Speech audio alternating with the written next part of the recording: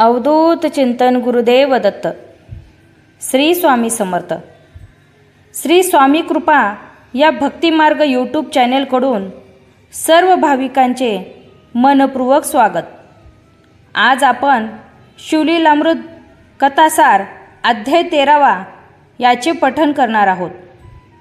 या अध्यायात पार्वती देवी शंभू महादेवाला म्हणते,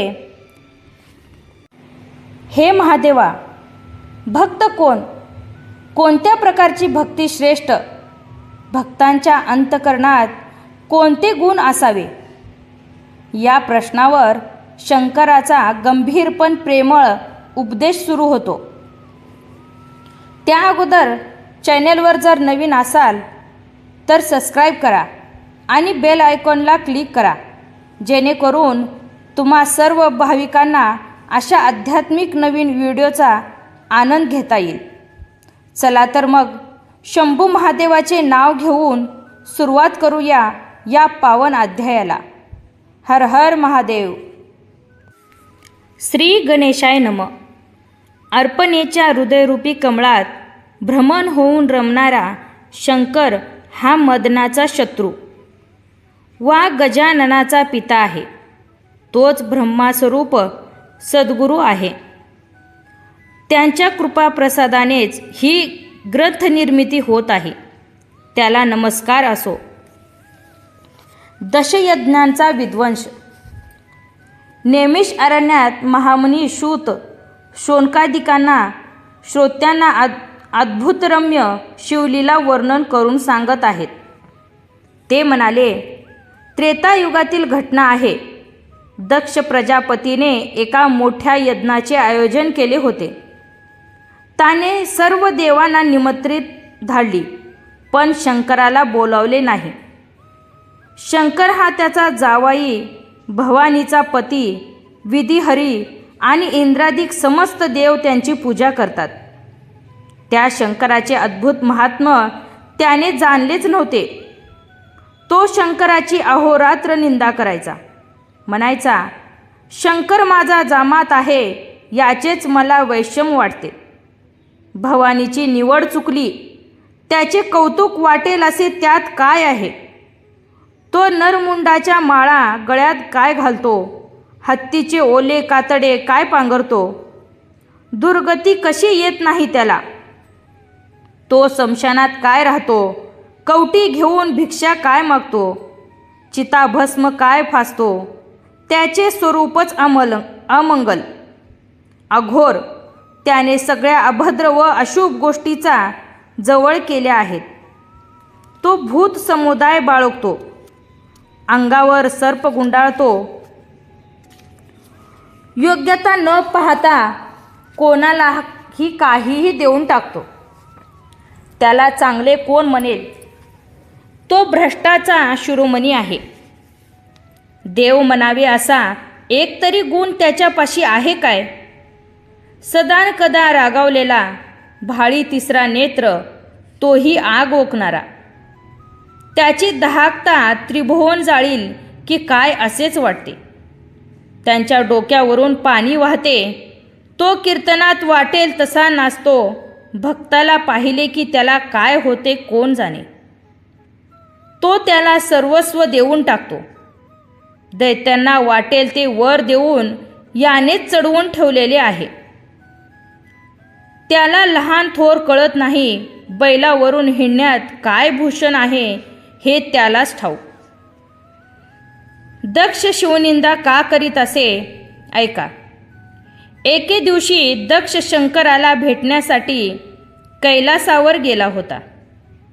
तेव्हा शंकराने उठून त्याचे स्वागत केले नाही. याचा दक्षाला अपमान वाटला. मनामध्ये राग धरूनच तो माघारी वळला. तेव्हापासून तो शंकराची निंदा करू लागला. तो त्याची पूजा करीत नसे. त्याला यज्ञातील हविभार्गही देत नसे. मरण जवळ आले की अशी दुर्बुद्धी सुचते. जो शिवभजन करत नाही तो पतितच होय. त्याला असंख्य विघ्ने नडतात. त्यांचे यज्ञ, याग, जप, तप, दान हे सर्व व्यर्थ होतं. ज्याला शंकर आवडत नाही, जो त्याची निंदा करतो, त्या दुष्टाबद्दल काय बोलावे. तो चांडाळाहूनही हीन होय. त्याचा स्पर्शही अपवित्र जाणावा.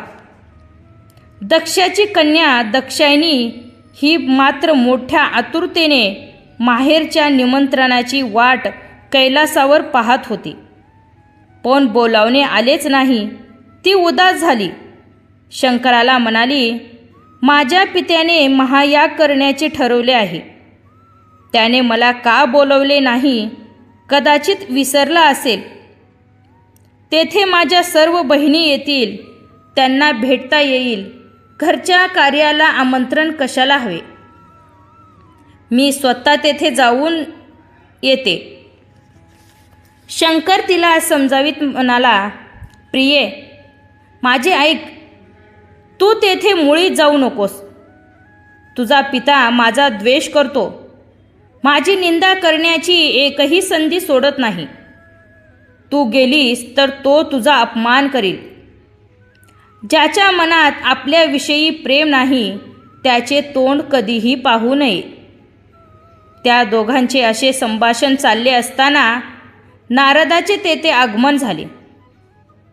ते भवानीला म्हणाले, माते, पित्याच्या घरी जाण्यासाठी आमंत्रण कशाला हवे. तुला तेथे जावेसे वाटते ना, मग जा. तेव्हा दक्षायनीने काही भूतगणांना बरोबर घेतले आणि नंदीवर आरूढ होऊन त्वरेने दक्षांच्या घरी आली. तेथे यज्ञासाठी मोठा मंडप उभारण्यात आला होता. त्यात अनेक ऋषी व देव आपल्या स्थानी बसलेले होते. दक्षाने त्या सर्वांना मानाची आसने दिली होती. तेथे शंकरासाठी एकही आसन नव्हते. दक्षाने त्या सर्वांची पूजा केली. प्रत्येकांचा सन्मान केला. यज्ञास आरंभ झाला.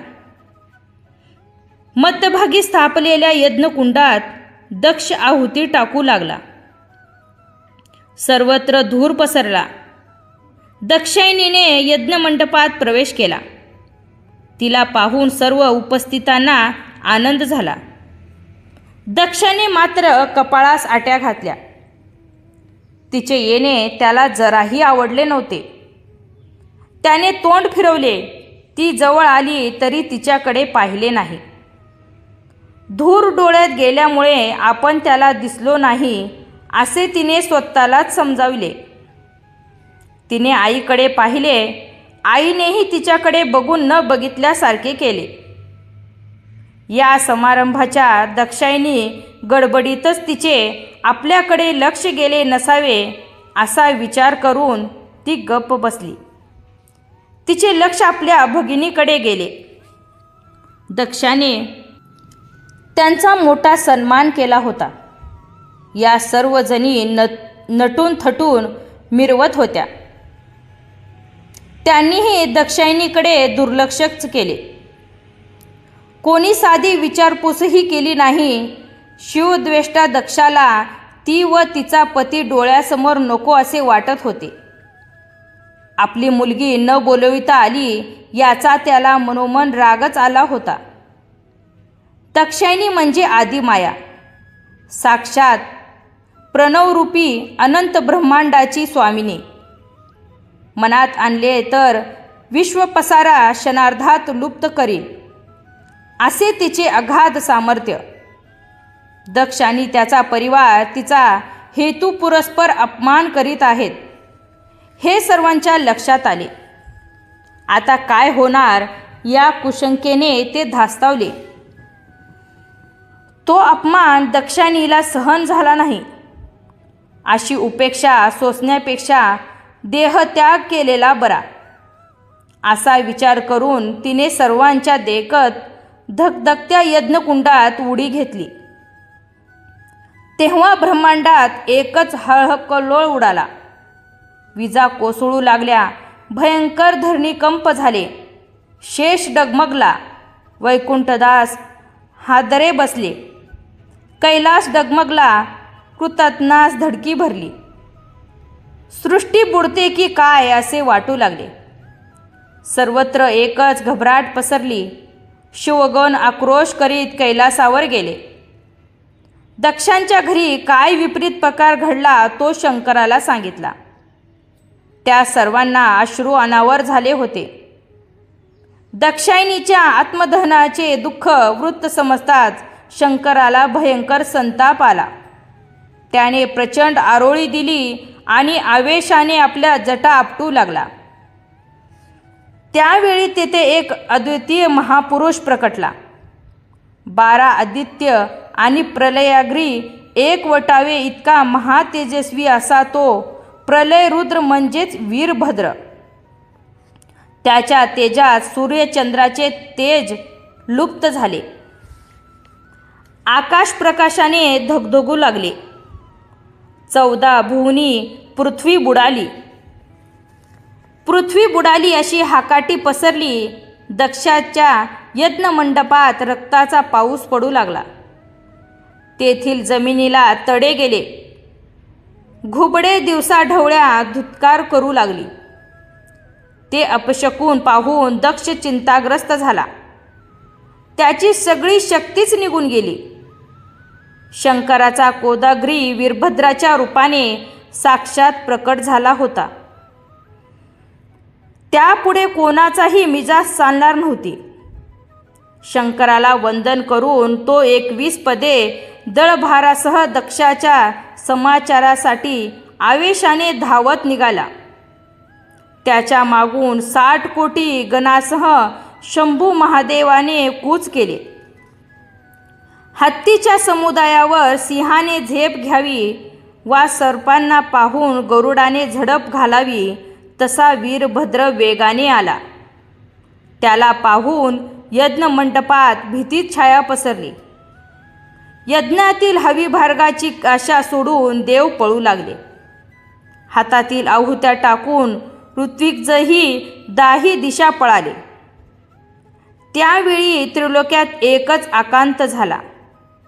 त्या आकांताने ब्रह्मांड दुमदुमले. इंद्रादी देवाचा थरकाप उडाला. सर्वांची एवढी भयविवल अवस्था झाली की अनेकाने वस्त्रातच मलमूत्र सांडले. अनेकांची नेसलेली वस्त्रेच गळून पडली. चंद्र कोंबड्याचे रूप घेऊन पळाला. अग्नी मोराच्या रूपाने, यम बगळ्याच्या रूपाने, वरुण सशाच्या रूपाने, सूर्य कपोताच्या रूपाने तर इंद्र पोपटाच्या रूपाने पळाला. अशा प्रकारे भयभीत झालेले नवग्रही पक्षाच्या रूपाने उडून गेले. अत्यंत पराक्रमी आणि देतीपाय असा तो वीरभद्र आपल्या 6 हातामध्ये ढाल, तलवार, धनुष्यबाण, त्रिशूळ आणि डमरू ही आयुधे घेऊन प्रकट झाला होता.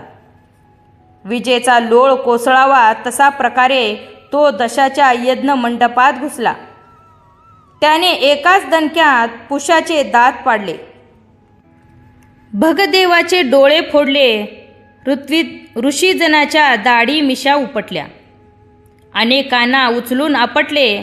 अनेकाचे हातपाय मोडले. त्यांचे उग्र रूप पाहूनच अनेकाचे जीव गेले. तेवढ्यात शंकरही घुसला. त्याने दक्षाच्या सेनेचा चक्काचूर केला. त्याचा यज्ञमंडप उद्ध्वस्त करून तो जाळून टाकला. यज्ञकुंडाची व वेदीची दुर्दशा केली. ब्रह्मदेव आणि इंद्र यांनी तर केव्हाच पलायन केले होते. दक्ष थरथर कापत उभा होता. त्याला पाहताच वीरभद्राच्या तळपायाची आग मस्तकात गेली. महामूर्खा, तू शिवाची निंदा करतोस, मग भोग ही शिक्षा, असे म्हणून त्याने तलवार उपसली आणि क्षणार्धात त्याचा शिरछेद केला. दक्षाचे शिर उंच उडून खाली कोसळले. ते वीरभद्राने पायाखाली तुडवले. दक्षाच्या मृत्यूने सर्व देव शोकाकुल झाले. ब्रह्मदेव सर्व देवांना घेऊन शंकरापाशी आला. त्याने शंकराची स्तुती केली व म्हणाला, हे वृषभध्वजा, कृपा करून दक्षाला जिवंत कर. त्याची विनंती मान्य करून शंकर म्हणाला, ठीक आहे, दक्षाचे मस्तक परत त्याच्या धडावर बसवा. पण वीरभद्राने ते पायाखाली दाबून ठेवलेले होते. ते तो देईना. मोठ्याने गर्जना करून तो म्हणाला, तुम्ही माझ्याकडे येऊच नका. मी दक्षाचे शिर देणारच नाही. हा शिवद्वेष्टा आहे. शंकराची निंदा करणारे, शिवनाम न घेणारे ह्यांच्या जीवा मी कापून टाकीन. जे शिवार्चन करणार नाहीत त्यांचे हातपाय मी तोडून टाकीन. जे शिवदर्शन घेणार नाहीत त्यांचे डोळे मी फोडून टाकीन. हरिहरामध्ये भेद करणाऱ्याचा संहार करीन. शंकराची उपेक्षा करणाऱ्याची मी काय गत करतो ते जगाला कळू दे. वीरभद्राचा हट्ट व त्याचे उग्र रूप पाहून कोणालाही त्याच्याजवळ जाण्याचे धाडस होईना. त्यांनी शंकराच्या सांगण्यावरून बोकडाचे मस्तक दक्षाच्या धडाला लावले. त्याला जिवंत करून शंकर तीर्थयात्रेस निघून गेला. 12 वर्ष वने आणि उपवन ह्यामध्ये संचार करून तो काशीस आला. तेथे सहस्त्र वर्ष तपश्चर्यामग्न झाला. दाक्षायणीचा पुनर्जन्म. उमा. दाक्षायणीने दक्ष यज्ञात आत्मदहन केले म्हणून ती सती. तिनेच पुढे हिमालय व मेना ह्यांची कन्या म्हणून जन्म घेतला. तिचे नाव उमा. पर्वताची कन्या म्हणून तिला पार्वती म्हणतात. मैनाक हा तिचा बंधू.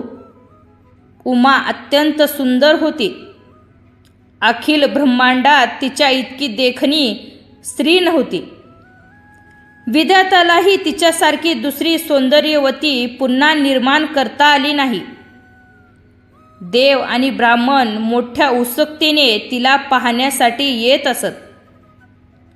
सहस्त्रमुखाच्या शेषालाही तिच्या स्वरूपाचे वर्णन करणे शक्य होणार नाही.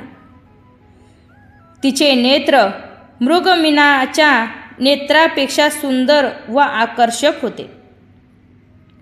अष्टनायिकाचे लावण्य एकवटले तरी ते क्वचितच वाटेल असे तिचे अनुपम लावण्य होते.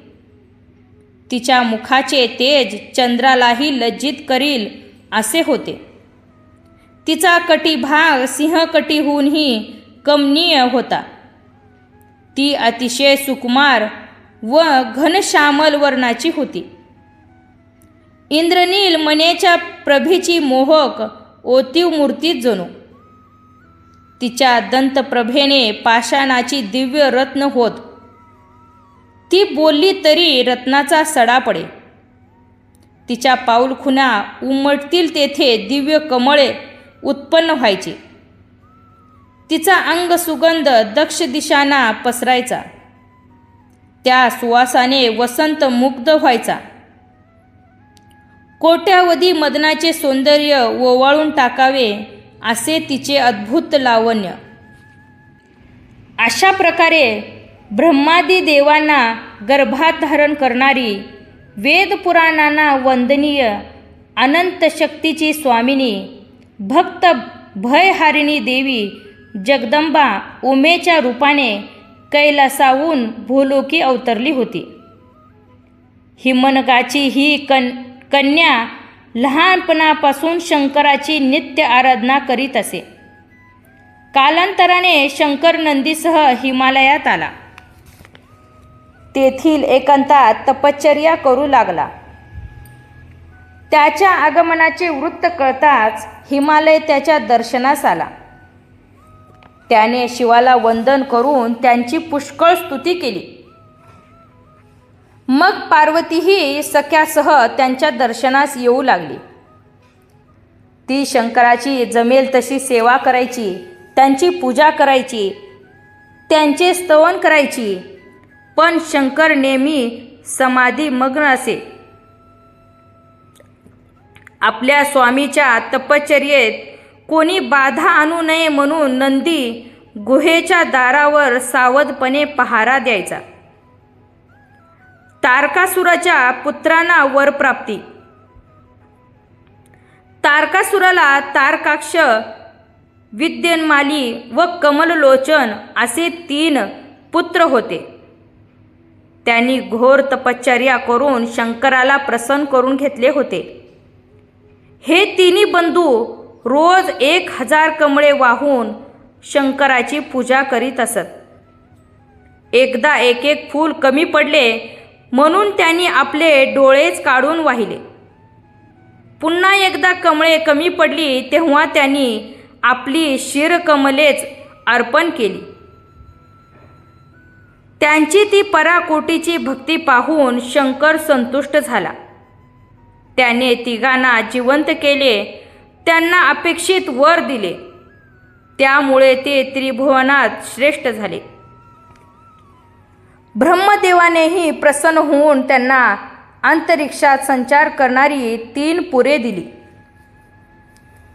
देवांची सहस्त्र वर्षे झाल्यावर जो धनुर्धर्य निमिषात नेमके शरसधान करील तोच या 3 पुरासकट तुमचा संहार करू शकेल असाही एक वर त्यावेळी दिला. शिवाच्या आणि ब्रह्माच्या वरदानाने तारकासुराचे हे 3 पुत्र फारच उन्मत्त झाले. त्यांनी त्रिभुवनात उच्छाद मांडला, देवांना पळवून लावले, पृथ्वीवर अनंत अत्याचार केले. त्यांचा त्रास असह्य झाला तेव्हा देव आणि ऋषी विष्णूला शरण गेले. त्याने त्या सर्वांना शंकराकडे नेले. त्यांनी शंकरांची स्तुती केली तेव्हा प्रसन्न झालेल्या शंकराने त्यांना वर मागण्यास सांगितले. देव आणि ऋषी ह्यांनी त्याला तारकासुराच्या पुत्रांनी जो भयंकर गोंधळ घातला होता त्याचे समग्र वृत्त सांगितले आणि त्यांचा बंदोबस्त करण्याची विनंती केली. शंकर म्हणाला, त्रिपुरासुराचे मर्दन करण्यासाठी मला एक दिव्य रथ हवा. ती मागणी मान्य करून देवाने पृथ्वीचा रथ केला.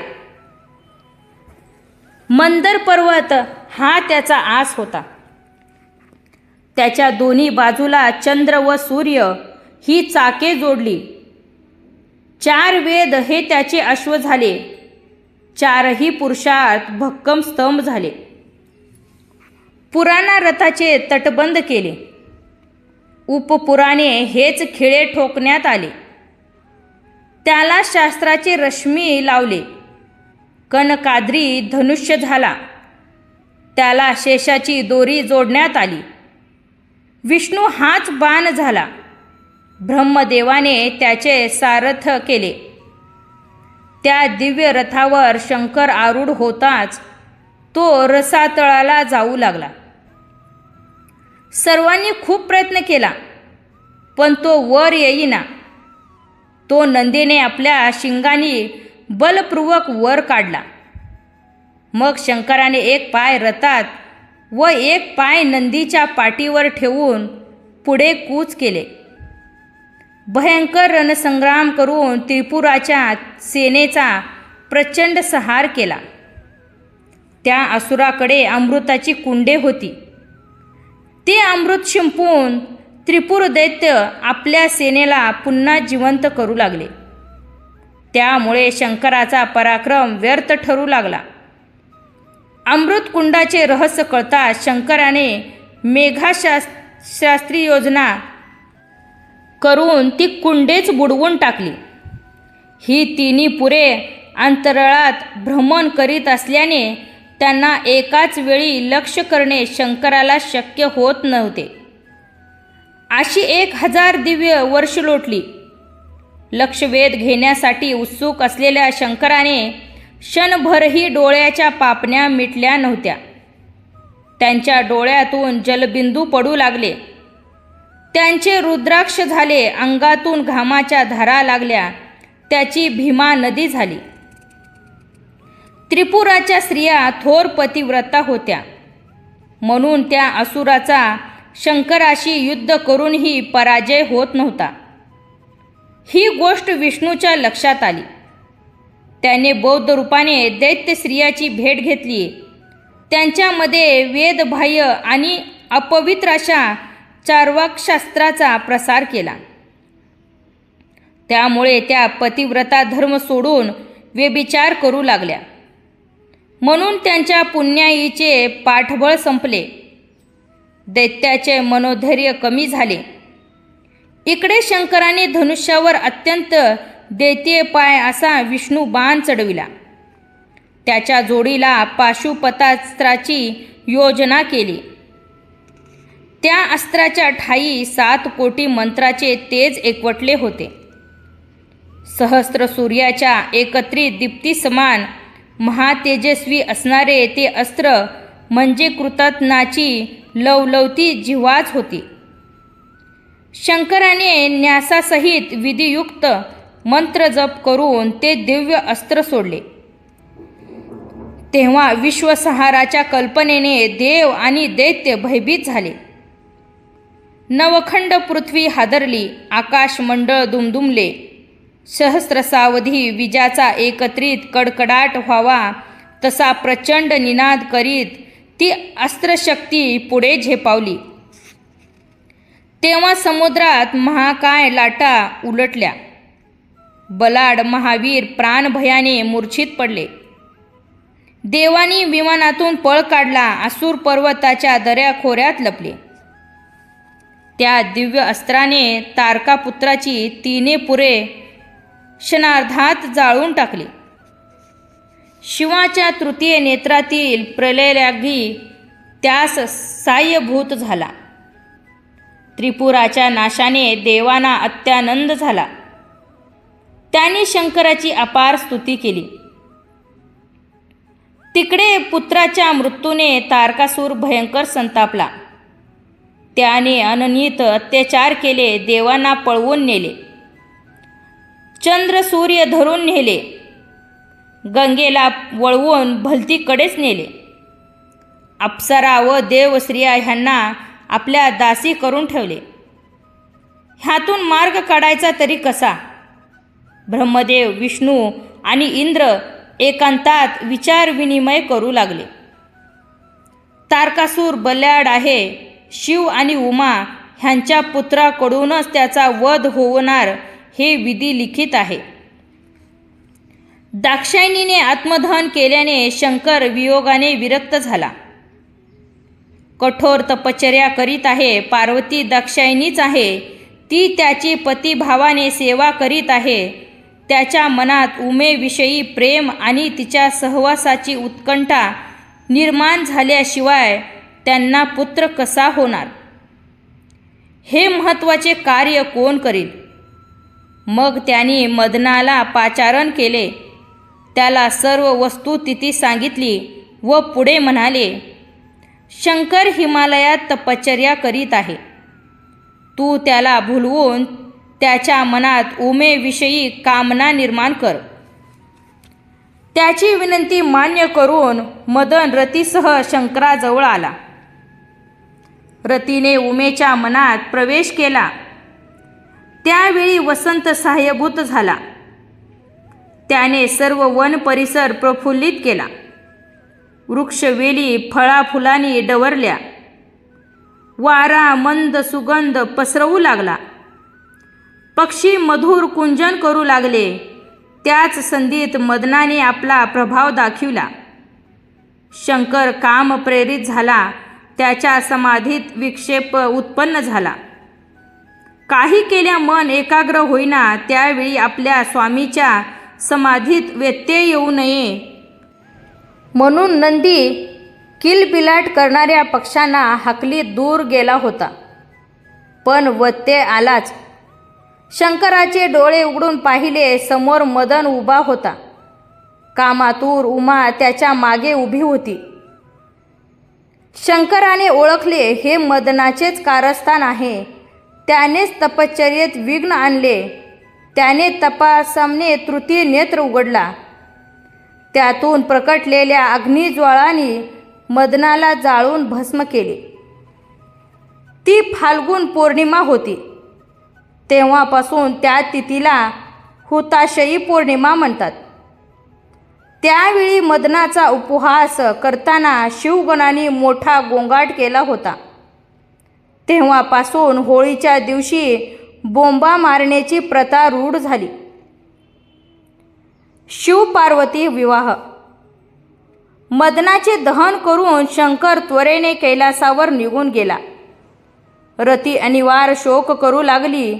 इंद्राने तिचे सांत्वन केले. तो म्हणाला, पूर्वी ब्रह्मदेवाच्या मनात स्वतःच्या कन्येविषयी भोगवासना निर्माण झाली. त्याबद्दल त्याने मदनाला तू शंकराच्या दृष्टीपाताने भस्मसात होशील असा शाप दिला होता. तो आज प्रत्यक्षात भोगावा लागला. पण तू काळजी करू नकोस. तुझा पती द्वापर युगात कृष्णपुत्र प्रद्युम्न म्हणून जन्म घेईल. तेव्हा तुमचे पुनर्मिलन होईल. तोपर्यंत तो मनोमय रूपाने कार्य करील. हे ऐकून रतीचे समाधान झाले. ती स्वस्थानी निघून गेली. इकडे उमेने शिवप्राप्तीसाठी घोर तपश्चर्या आरंभली. तेव्हा सप्तऋषींनी शंकराची भेट घेतली व म्हणाले, दाक्षायणीने हिमालय कन्या म्हणून जन्म घेतला आहे. तिने मनाने तुलाच वरले असून सध्या ती तुझ्या प्राप्तीसाठी तपश्चर्या करीत आहे. तू तिचा स्वीकार कर. तेव्हा शंकर उमेची परीक्षा घेण्यासाठी बटू रूपाने तिच्यापाशी आला व म्हणाला, तू येथे कशासाठी तपश्चर्या करत आहेस? पार्वती म्हणाली, कैलासनाथ शंकर हे माझे पती व्हावेत अशी माझी इच्छा आहे. बटू, तू एवढी सुंदर, सुकुमार आणि वैभव संपन्न हिमालयाची कन्या, तू त्या शंकरामध्ये काय पाहिलेस? त्या भिकाऱ्यासाठी कशाला एवढा त्रास करून घेतेस? तो उग्र आहे, संतापी आहे.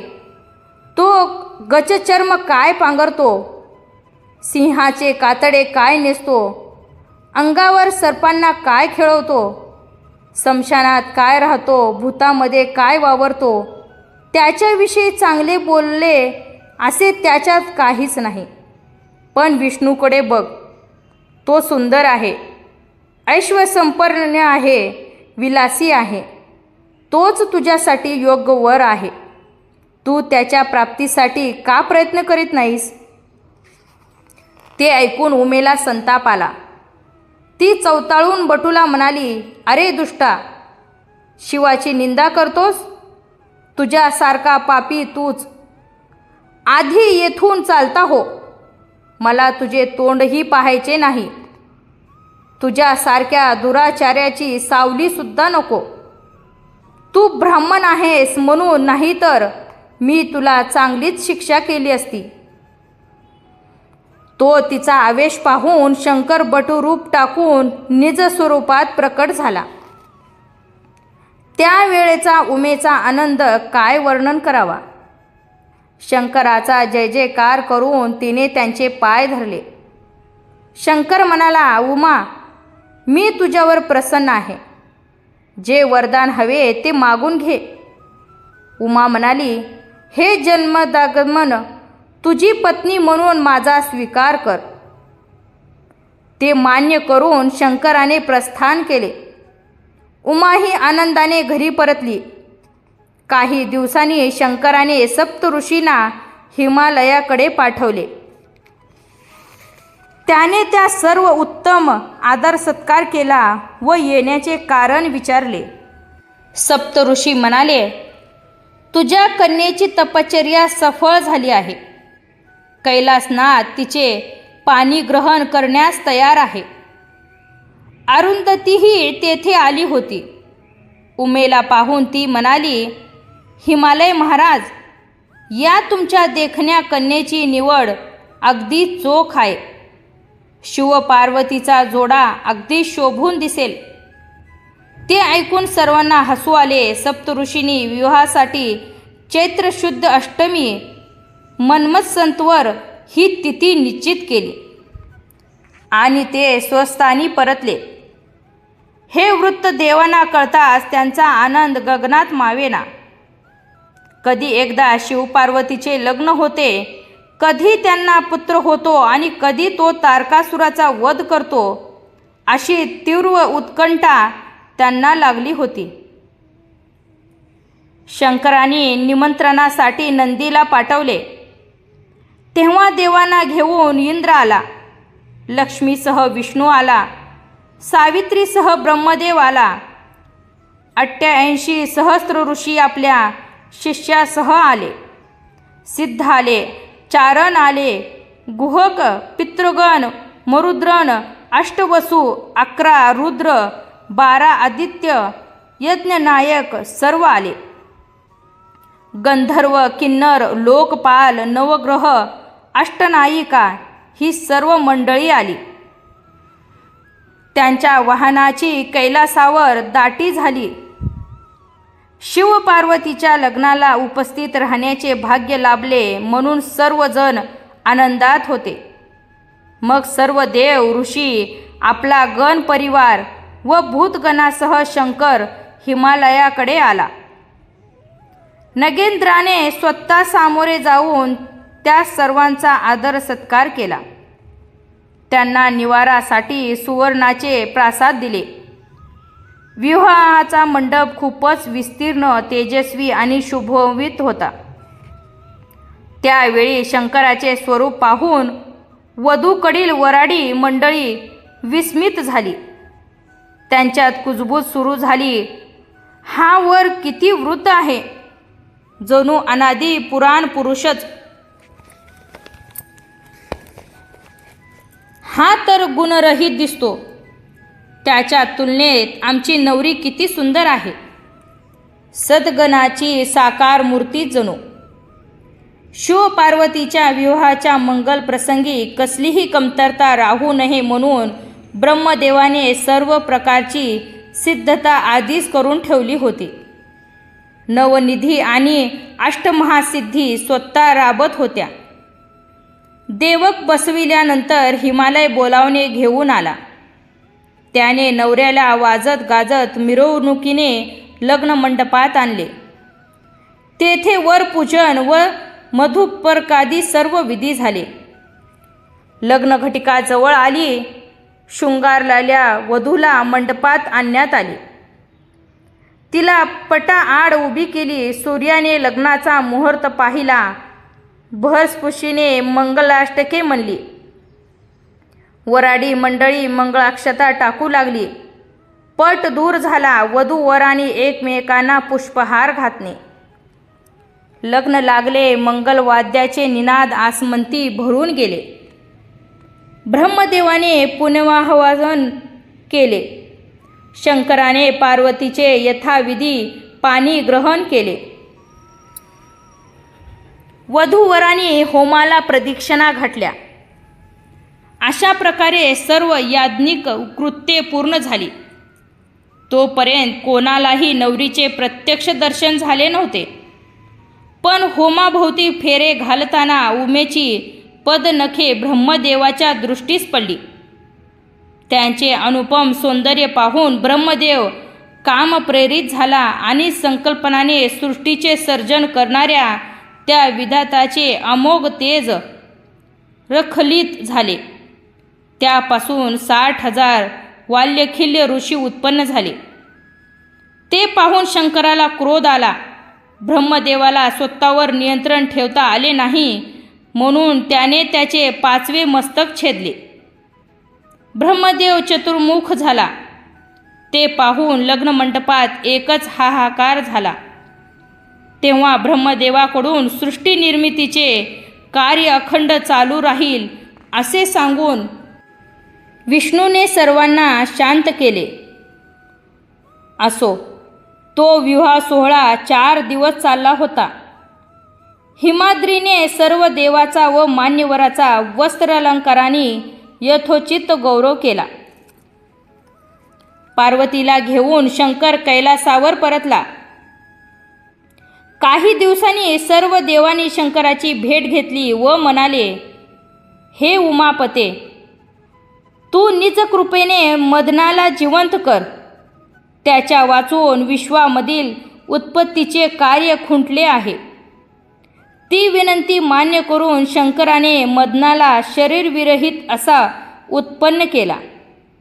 तो मनोरूपाने कार्यरत झाला. तारकासुराने सर्व स्वर्ग जाळून टाकले होते. मोठा उच्छाद मांडला होता. त्याचा वध होणे अत्यावश्यक होते. सर्व देव शिवपुत्राची मोठ्या आतुरतेने वाट पाहत होते. अशी 4 युगे लोटली. एवढा प्रदीर्घ कालखंड एकमेकाच्या सहवासात एकांतात रममाण होऊनही पार्वतीस पुत्र झाला नाही.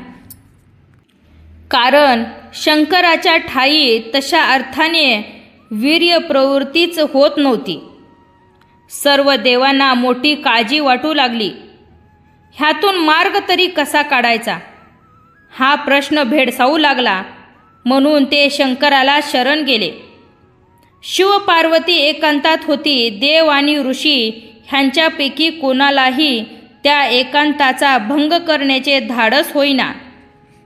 तेव्हा त्यांनी शंकराच्या तृतीय नेत्रास वास करणाऱ्या अग्नीलाच याचक म्हणून पाठवले.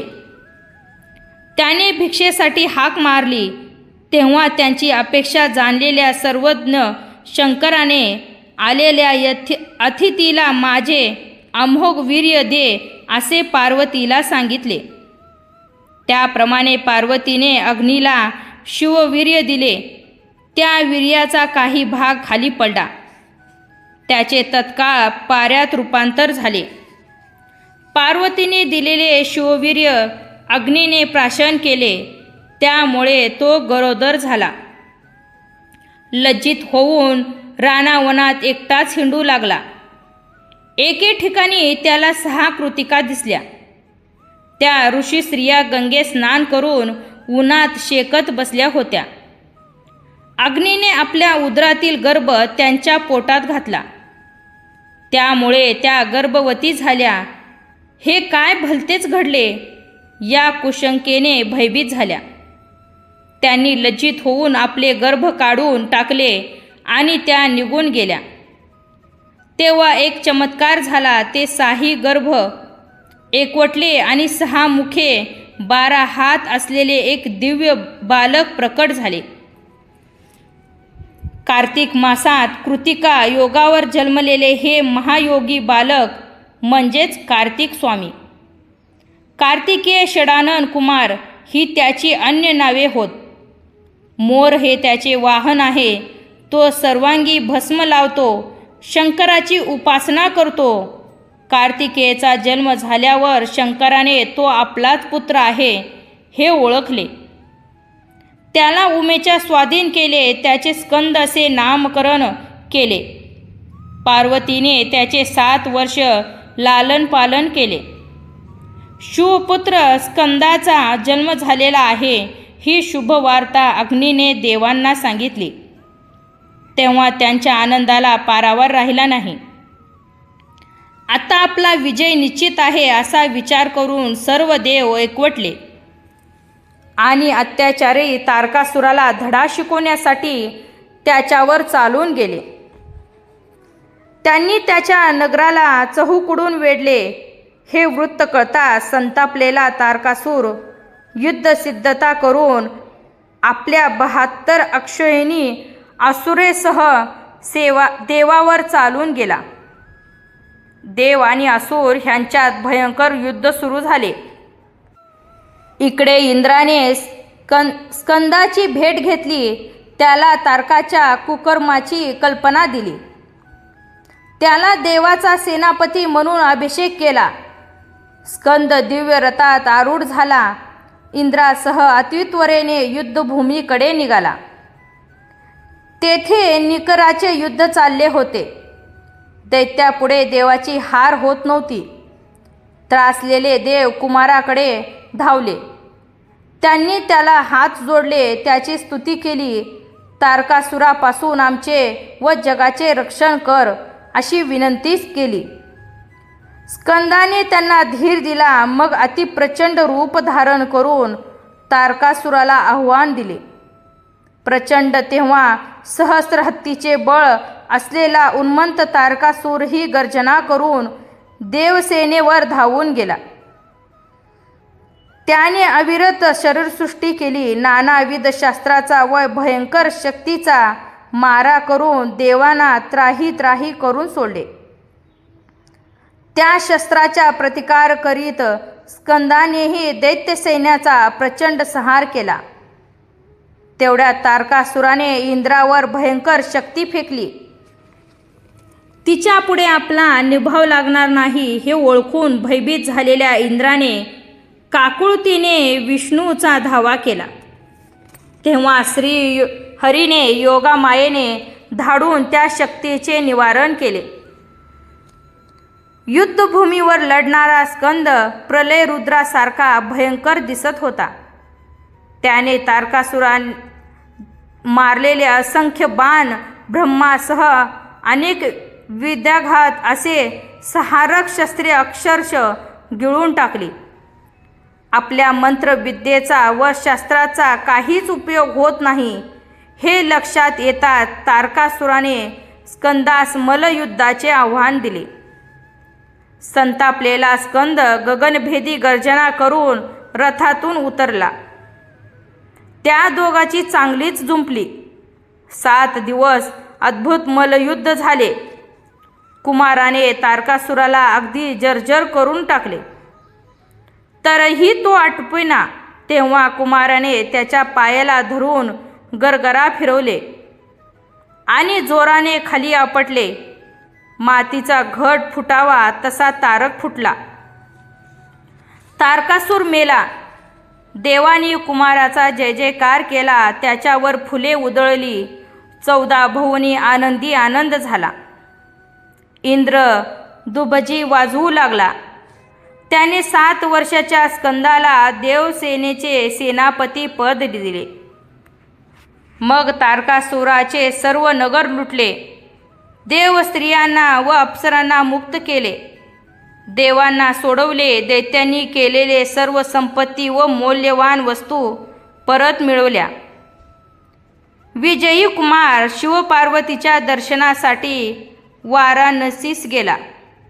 त्यांना आपला पराक्रम सांगितला. त्यांच्याजवळ राहून त्यांना सुख दिले. शिव आणि पार्वती ह्यांनी त्यांची थाटामाटात मुंज केली. त्यानंतर तो तीर्थयात्रेस गेला.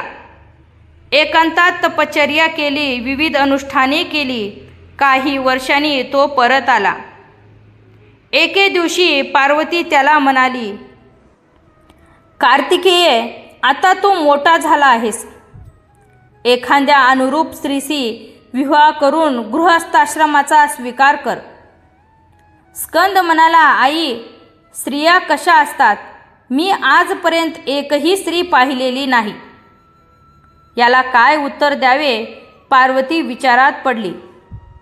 मग त्याला सोप्या भाषेत समजावून सांगताना ती म्हणाली, स्कंदा, मी एक स्त्री आहे. अन्य स्त्रियाही माझ्यासारखाच असतात. स्कंद म्हणाला, असं आहे? मग त्याही मला माते समानच आहेत. मग तो थांबलाच नाही. येथे थांबलो तर आपली आई हर प्रयत्नाने आपल्याला प्रपंच मायेत अडकवली असा विचार करून तो एका खोल गुहेत जाऊन लपला. पार्वती त्याला धरण्यासाठी धावली, पण तो हाती लागलाच नाही.